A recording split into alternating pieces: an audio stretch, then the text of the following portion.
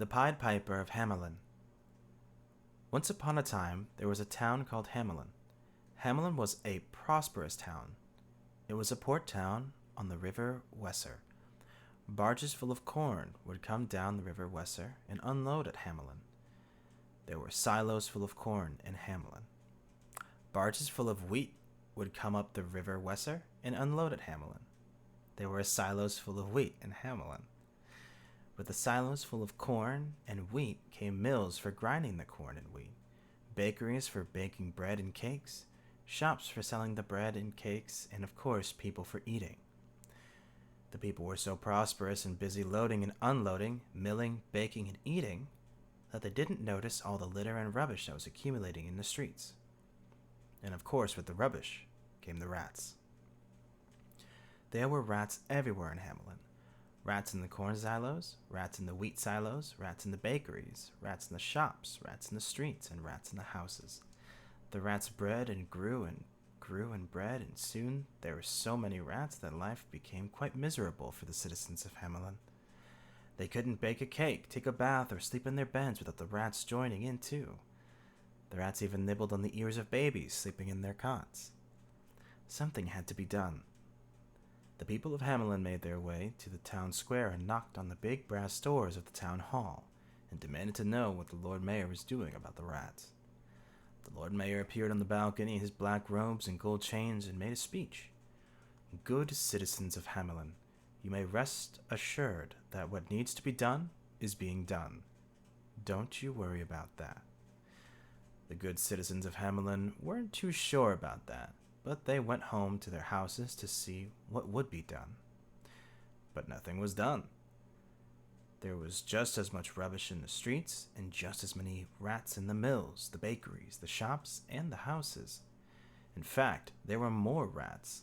The rats kept growing and breeding and breeding and growing and eating and eating and eating. They ate anything they could get their teeth on.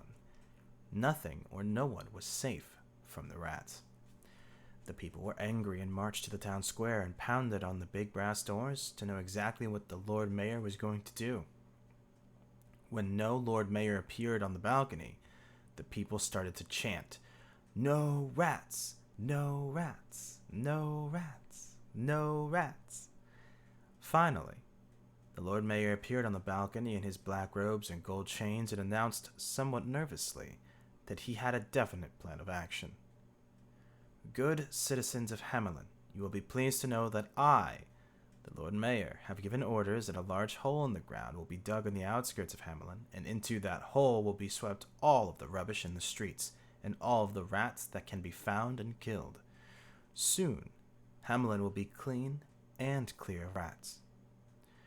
Soon the large hole in the ground was full of stinking rubbish and the bodies of dead rats, and hurriedly covered over with dirt. But it was not enough. There were too many rats in too many hiding places all over the town, and too much food for them in the silos and bakeries and shops and houses, and they grew and bred and grew just as fast as before. And now with the rats came a plague of fleas, and with the fleas came a strange sickness. Some children and old people had already died. A plague was on Hamelin. As you can imagine, the people of Hamelin were even angrier. They marched once more to the town square. Each of them carried with them a dozen dead rats as proof of the failure of the Lord Mayor's plan. They threw the rats in a pile in the middle of the square, and from a pole they hung an effigy that looked remarkably like the Lord Mayor in his black robes and his gold chains. They started chanting, "No rats or no mayor. No rats or no mayor. No rats or no mayor."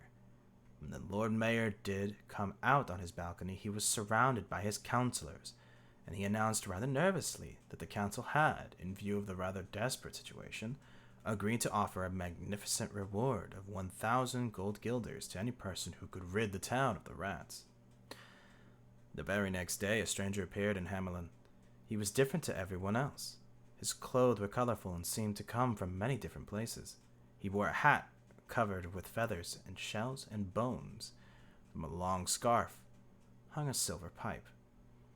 The stranger followed the carts up from the port, and he saw the silos full of corn, and the silos full of wheat, and the mills, and the bakeries, and shops, and houses, and people, and rubbish, and the rats.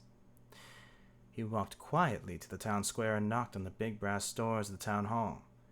He told the mayor and his councilors that for 1,000 gold guilders, he could rid Hamelin of the rats that infested it. The mayor enthusiastically agreed, and the Pied Piper stepped outside. He stood in the square and looked quietly around. He took a deep breath and blew a note on his silver pipe that spoke to the rats of far-off places, of woods and forests and rocks and mountains. He blew another note that spoke to the rats of foxes and wolves and hawks and eagles. He blew a third note, and all of the rats in Hamelin started to scurry towards the Pied Piper. They scurried out of doors, out of windows, out of drains, and out of holes.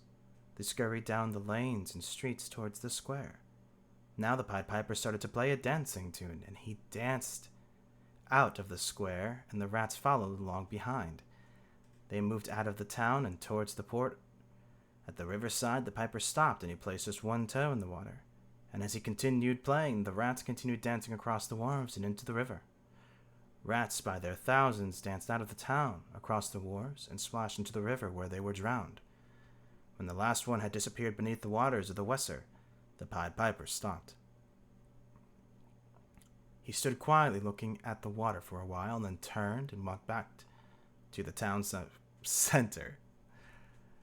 The good people of Hamelin were celebrating the victory against the rats. At last they were free of the pestilence. The Lord Mayor and all of his councilors were up on their balconies, slapping each other on the back and making speeches. The Pied Piper waited for a quiet space and asked for his 1,000 gold guilders. The mayor called out so everyone could hear, 1,000 gold guilders? How could you have possibly earned 1,000 guilders? Why? Everyone saw how, while the rats were drowning themselves in the river, all you did was dance about and play on that silly little pipe of yours. Here, be satisfied with 40 guilders, and think yourself lucky at that.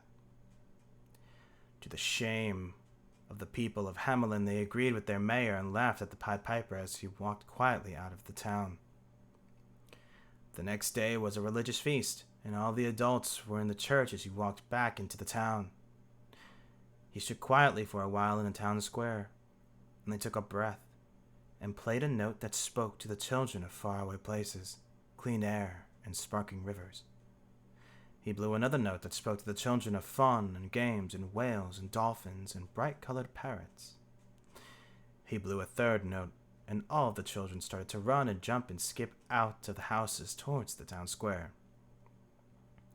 As they ran and jumped and skipped towards him, the Pied Piper started to dance out of the square towards the port.